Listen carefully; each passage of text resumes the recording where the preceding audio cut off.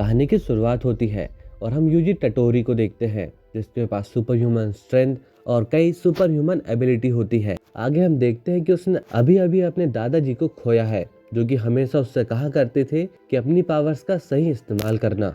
अब उसके स्कूल में एक मेगोमी नाम का एक सॉर्सरर आता है जो कि वहाँ पर एक स्पेशल कर्स्ड ऑब्जेक्ट को ढूंढ रहा था। और उसकी किस्मत भी देखिए, ये जो कर्स्ड ऑब्जेक्ट था यानी सुकुना की फिंगर, उसे यूजी खा जाता है क्योंकि हालात ही कुछ ऐसे हुए थे कि उसे ऐसा करना पड़ा। सुकुना की फिंगर खाने के बाद वह उस पर ओवर पावर कर जाएगा क्योंकि वही आज तक का सबसे पावरफुल स्पिरिट है। पर यूजी उसे जैसे तैसे डाइजेस्ट कर लेता है, यानी कि वह अपना कंट्रोल वापस पा लेता है। अब देखा जाए तो यूजी सुकुना का वेजल बन चुका है और ऐसे में जुजुत्सु सोसाइटी जो कि हायर अप्स हुआ करते हैं वे सभी कमांड देते हैं कि यूजी को मरना होगा। लेकिन एक बार फिर इन सब के बीच में गोजो भाई टपक पड़ते हैं जो कि कहते हैं सुकुना के फिंगर्स को डिस्ट्रॉय नहीं किया जा सकता। तो अगर हम सुकुना के 20 के 20 फिंगर यूजी को खिलाते और वह उसे डाइजेस्ट कर पाता है तो हम यूजी के साथ सुकुना को भी मार पाएंगे। यानी जब तक कि यूजी सभी फिंगर्स को ढूंढकर नहीं खा लेता है तो कोई भी उसे हाथ नहीं लगाएगा।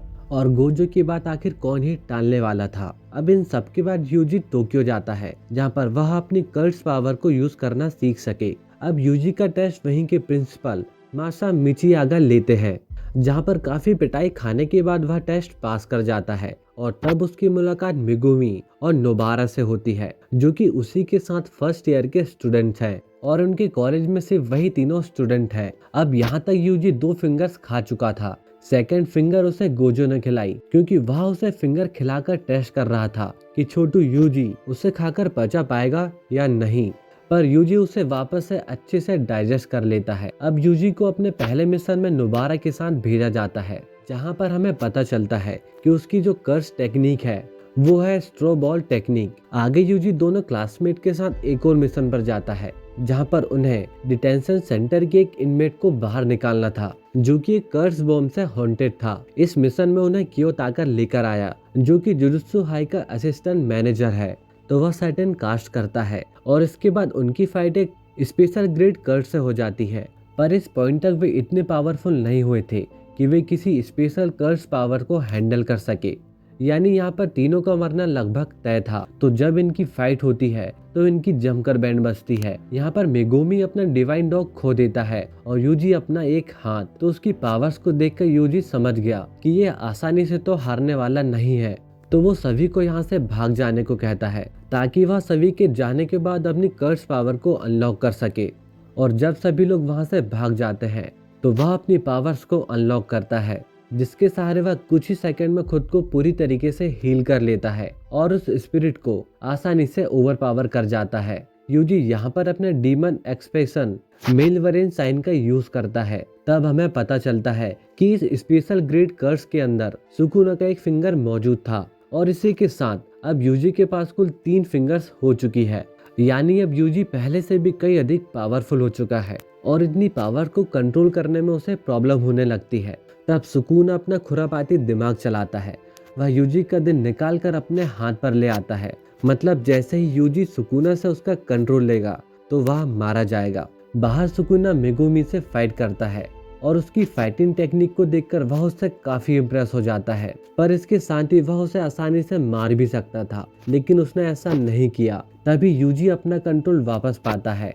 तो इससे क्या ही होना था, मेगोमी की जान बचाते हुए यूजी मारा जाता है। और जैसे ही यूजी मारा जाता है और इसकी खबर गोजो को पता चलती है तो गोजो भैया का दिमाग सटकने लगता है। उसे ये कहीं ना कहीं से हायर अप्स वालों की साजिश लगती है ताकि यूजी किसी बड़ी स्पिरिट से मारा जाए। तो गोजो कहता है कि मैं इन सभी हायर अप्स वालों को मार दूंगा।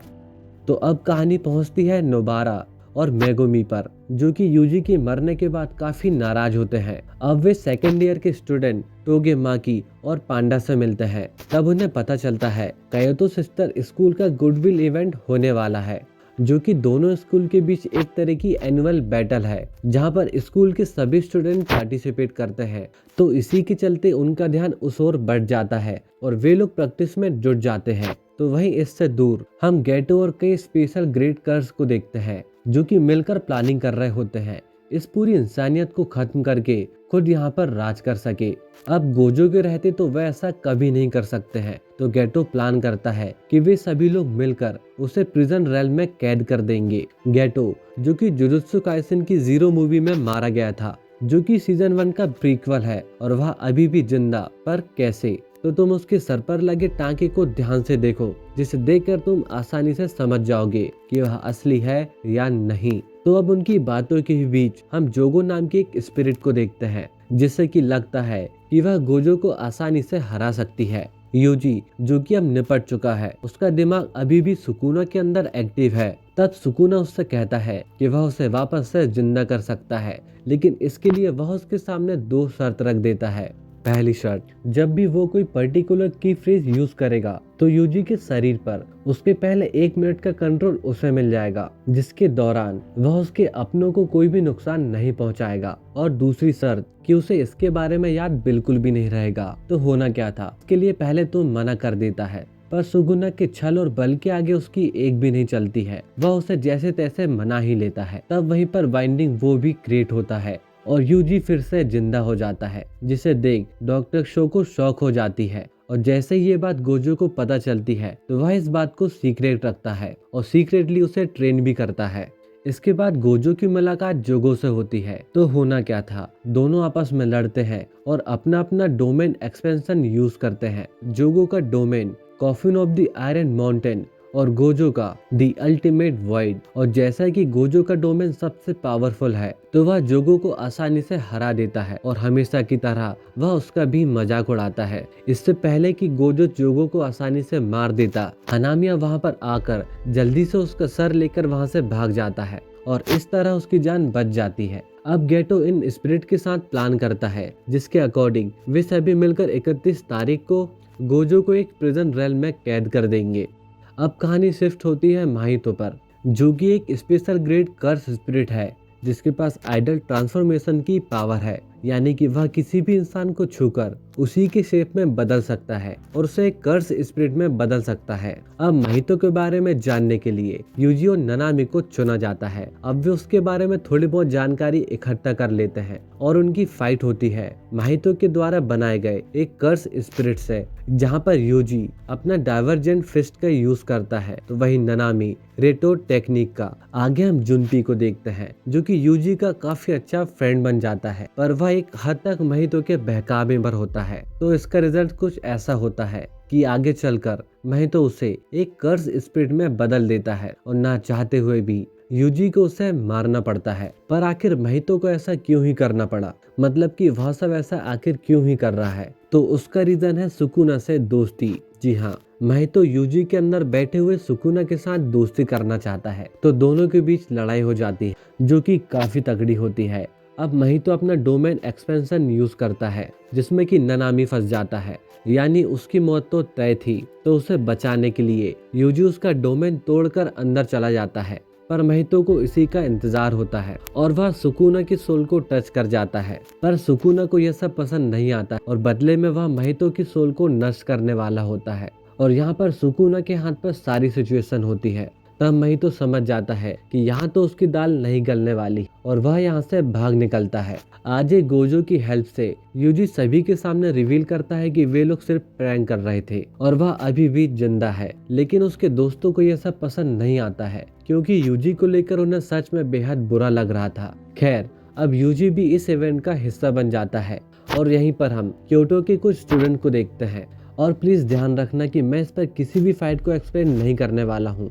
अब क्योटो जुजुत्सु के कुछ स्टूडेंट यूजी को मारना चाहते हैं। दरअसल वे नहीं, उनका प्रिंसिपल, क्योंकि वे सभी उसके ऑर्डर्स को फॉलो कर रहे होते हैं और इन सभी के पीछे वही हायरस वाली कहानी होती है। तो फाइट्स के दौरान यूजी और टोडो तो काफी अच्छे फ्रेंड बन जाते हैं और उनकी लड़ाई होती है एक स्पेशल ग्रेड कर्स स्पिरिट से, जिसका नाम होता है हनामी। और वे सभी गेटो के प्लान का ही एक हिस्सा होती है। अब इनका प्लान तो काफी सॉलिड होता है और काफी अच्छे से चल रहा होता है, पर एंड टाइम में गोजो की एंट्री हो जाती है और इनका चट्टान जैसा प्लान धराशायी रह जाता है।